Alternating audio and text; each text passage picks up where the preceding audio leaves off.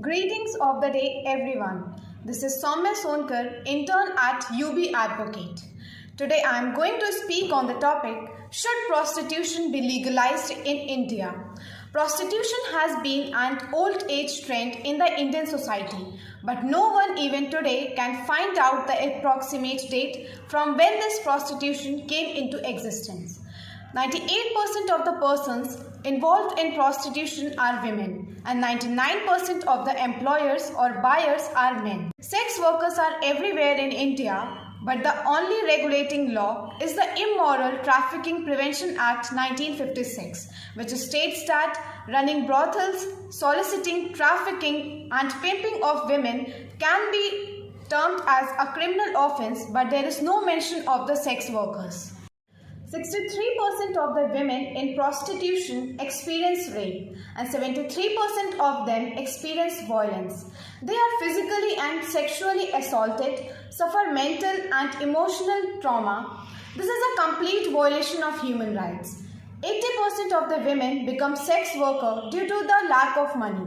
As per the study made on 3,000 sex workers in 2014, 31% of women in sex works experience domestic violence, 55.9% experience violence from clients, 8.5% from employers, 14.1% from agents, and 5.9% from brothel owners. Young girls are trapped into the vicious cycle of prostitution, debt, and slavery. Prostitution is a problem in itself, and child prostitution is making it more complex. Legalizing prostitution will promote sex trafficking, exploitation of minor girls and women, and further commodification of women.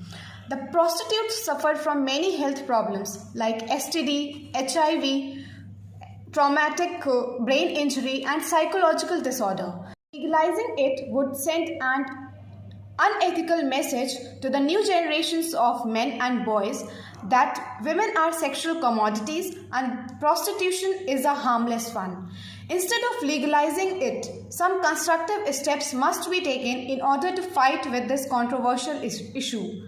Formal education should be made available to those victims who are still within the school-going age, while non-formal education must be made accessible to adults. The central and state governments, along with non-governmental organizations, should provide gender-sensitive vocational training to all those rescued victims who are not interested in education. Awareness programs and legal literacy on adolescent girls should be taken up.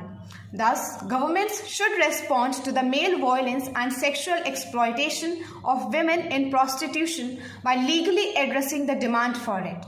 Thank you.